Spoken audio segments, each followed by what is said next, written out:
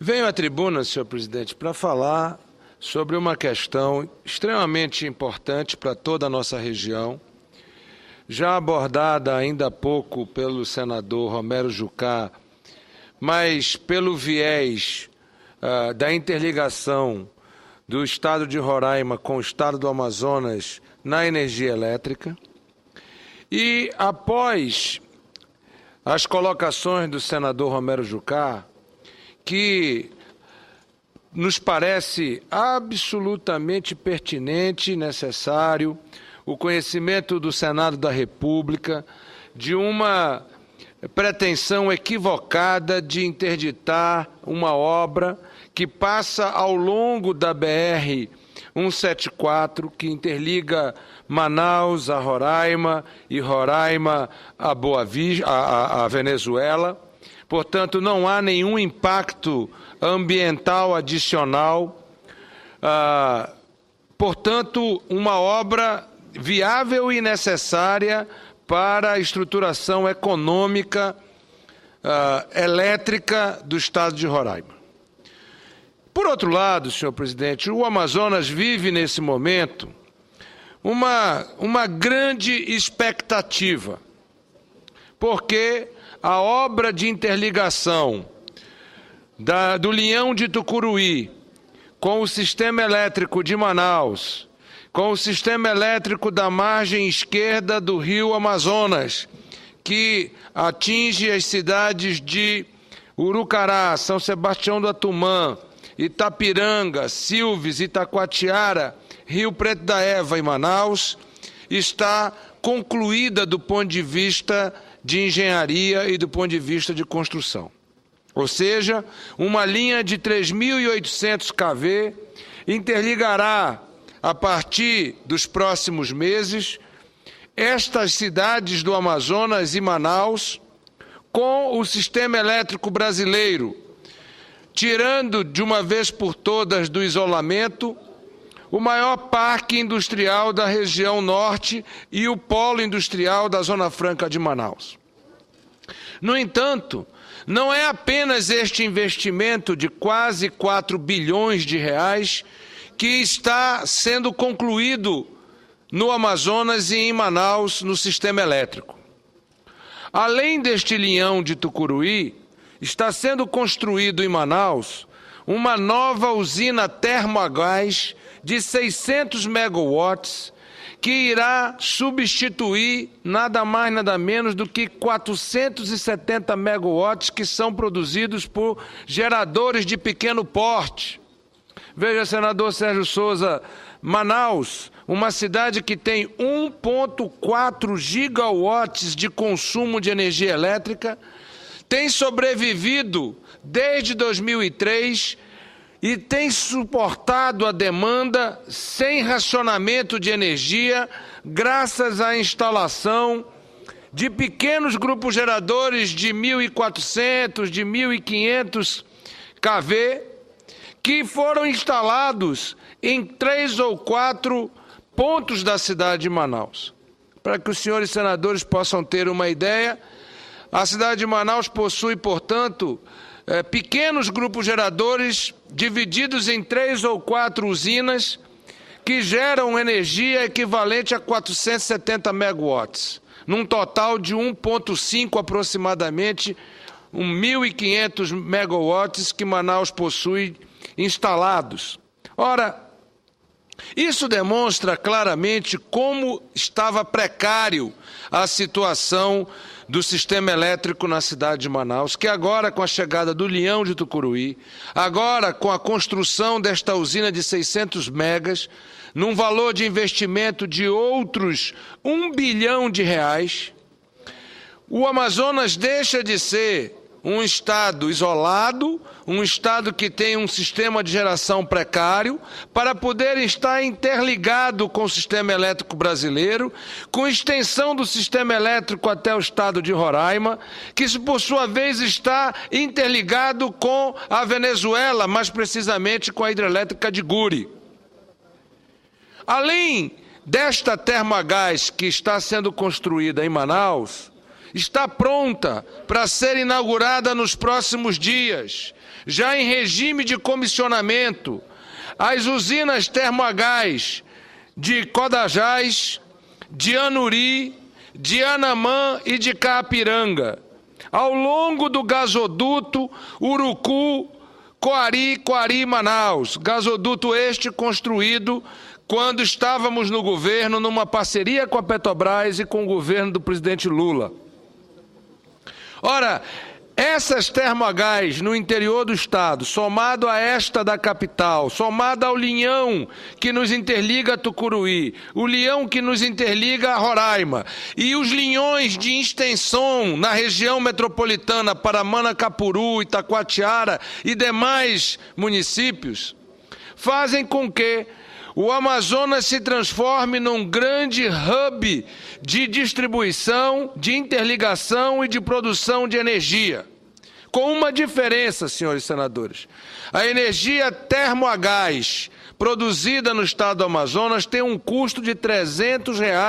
por quilowatt produzido, enquanto que as termoelétricas, que acabaram de prestar um grande serviço à nação brasileira, evitando racionamento e desligamentos durante a estiagem de nossas barragens, tem um custo de geração por quilowatt da ordem de R$ 1.200. Portanto, são 4 vezes menos os gastos dessa energia com gás natural, que é uma energia mais limpa,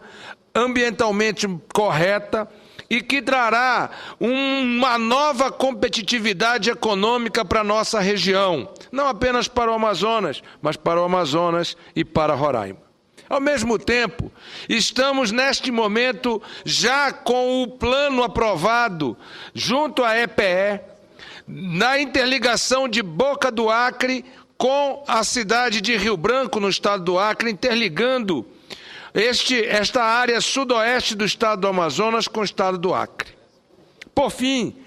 um novo planejamento de interligação da margem direita do rio Amazonas, desta feita, Parintins, Barreirinha, Boa Vista do Ramos, Maués, Urucurituba, Itapé-Açu e Nova Olinda, estão sendo aprovados a partir da subestação do Linhão de Tucuruí, que está no estado do Pará. Portanto, senhor presidente, é claro que o sistema elétrico de distribuição de alta tensão, com a chegada destes linhões, a interligação com Roraima, que nos assegura a porta de entrada da Venezuela no sistema elétrico brasileiro por Roraima e pelo Amazonas, as usinas termogás, que nos dão competitividade, o Amazonas entra numa nova fase na área de geração de energia e deixa de ser um estado com déficit de energia para ser um estado exportador de energia e de garantir ao mercado brasileiro, através da ONS, do Operador Nacional do Sistema Elétrico, para que nós possamos garantir nas estiagens, através das usinas termogás, inclusive uma contribuição de energia para as regiões do Nordeste, do Centro-Oeste e, quem sabe, até do Sudeste. Porém, senhor presidente, é preciso destacar também que, para a melhoria do sistema em Manaus, não basta o reforço do Linhão de Tucuruí e da subestação rebaixadora de Tucuruí com as interligações com as operações que já mencionamos. É preciso que um anel de alta tensão na área de distribuição também seja concluído. E isso também está em execução na cidade de Manaus, com a construção de nada mais nada menos do que 8 subestações de alta potência, de 230 kV e de 138 kV. Estamos chegando com as interligações na subestação de Jorge Teixeira, a partir da subestação de Lechuga, onde entra o Linhão de Tucuruí, com um anel que vai direto, um anel de distribuição de alta tensão que vai direto até o polo industrial de Manaus, garantindo até o terminal do Mauá 3 a chegada de energia de alta potência com 230 kV, e aonde estaremos interligando a uma subestação que vai de 69 até 230, interligando então nesta primeira usina de ciclo combinado a gás que está sendo construída em Manaus. Um investimento, como eu disse, de 1 bilhão. Além deste braço do anel de distribuição de Lechuga até a base de Mauá 3, passando pela subestação Jorge Teixeira, estamos também fazendo uma subestação chamada de Cachoeira Grande, próxima à Avenida das Torres, e a subestação da Compensa, fazendo com que esta linha em 138 kV possa garantir a entrada de um anel de distribuição de 138 kV, diminuindo, portanto, o aquecimento nos alimentadores, diminuindo a sobrecarga de circuitos em 69, fazendo com que os desligamentos e os curtos-circuitos na cidade de Manaus reduzam substancialmente. Este é outro investimento da ordem de R$1 bilhão que está acontecendo em Manaus. Além deste sistema robusto para a cidade de Manaus e este sistema elétrico estruturante que nos interliga com o sistema nacional, há que se destacar, senhor presidente, senhores senadores, o esforço que está sendo feito no interior do estado do Amazonas, com o Luz para Todos. Citei ainda há pouco as 4 usinas termoagás que estão prontas em regime de comissionamento nos municípios, repito, de Codajás, de Anuri, Anamã e Capiranga. No entanto, o Luz para Todos está levando energia para as comunidades isoladas do interior da Amazônia e do Amazonas. E essas comunidades isoladas não é apenas a questão de levar uma linha de transmissão. Muitas vezes, e a maioria delas, tem se resolvido através de uma usina independente, combinando-se tecnologia de energia solar com energia termoelétrica, para que nós possamos armazenar energia e funcionarmos consumindo menos combustível e garantindo energia a essas comunidades. Lá estamos também inovando, usando um sistema pré-pago de cartão para a energia elétrica, assim garantindo o uso da energia elétrica nas nossas comunidades. É uma verdadeira revolução que está acontecendo na área do setor elétrico no estado do Amazonas, seja no Luz para Todos, seja nos centros urbanos do interior, com aumento de tancagem, evitando, portanto, a pane seca na cidade de Manaus, evitando, portanto, a pane seca nos municípios do interior do estado, assegurando continuidade e fornecimento intermitente de energia.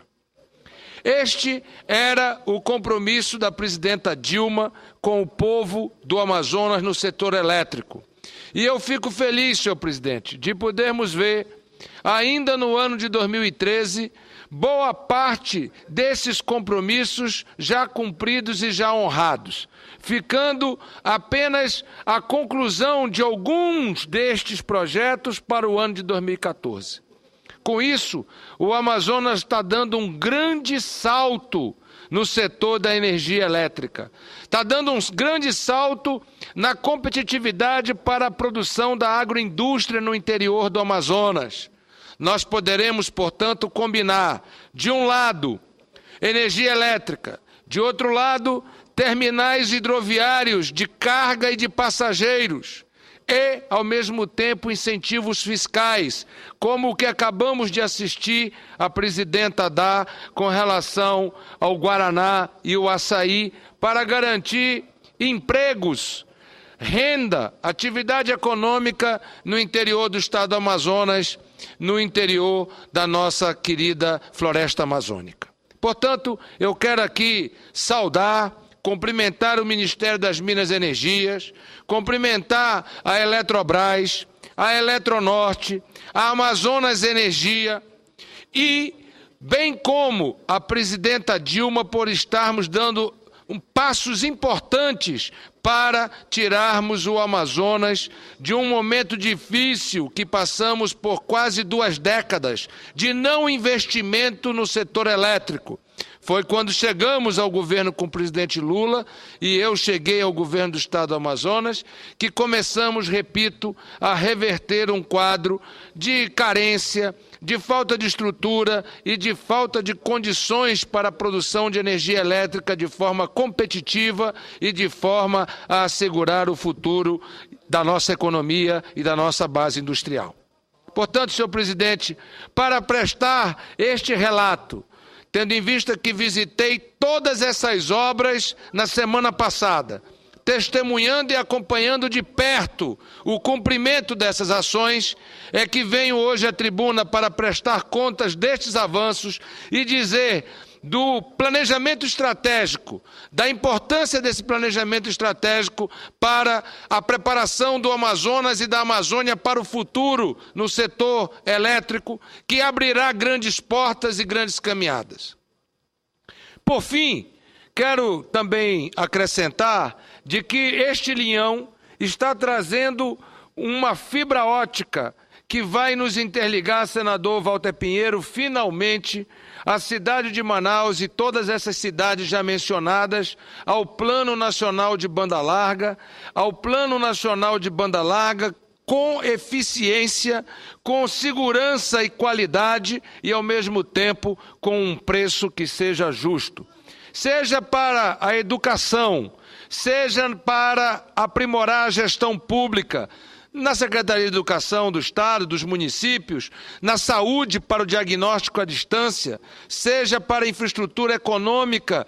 para a transmissão de dados, de notas fiscais, de atividades financeiras, de integração da Zona Franca com o resto do Brasil e do mundo, com a integração do estado do Amazonas entre capital e interior para o mundo, seja para aprimorarmos os conhecimentos, comando e controle sobre as políticas de meio ambiente e desenvolvimento sustentável, é necessário para tudo isto evolução clara na malha e no fornecimento de fibra ótica e de espaço no satélite para que o Amazonas possa também ser competitivo nesta outra ação estruturante que o governo federal vem desenvolvendo no nosso estado.